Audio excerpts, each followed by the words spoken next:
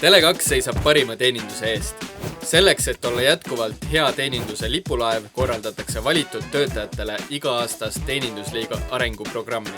Kuidas inspireerida lisaks programmis osalejatele ka kõiki teisi Tele2-lasi? Kuna internet võrdub Connecting People, siis tootsime teenindusliiga üritusest üle 5G võrgu vaadatava live teadussaate. Nii said kõik Tele2 töötajad läbi teaduspõhise lähenemise jälgida, millest see parim teenindus õigupoolest koosneb. Jagasime 15 teenindusliiga osalejat lemmik Tele2 põhiväärtuste kaupa molekulideks ning näitasime, mis juhtub, kui need omavahel kokku segada.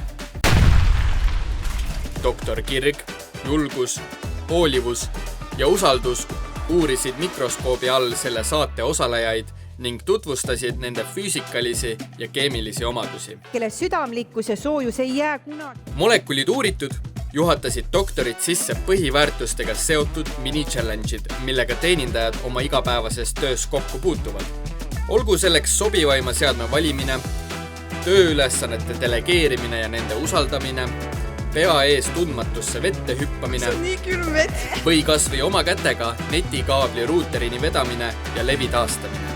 Ja nagu tõelisele teadussaatele kohane toimus iga ülesande lõppedes aine reageerimine.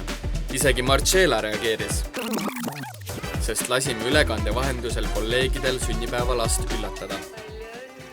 Sulle palju õnne! Ja just nii tekibki 4 aine, kire, julguse, hoolivuse ja usalduse kokku segamisel uus aine. Mida ma siin näen? Parim teenindus.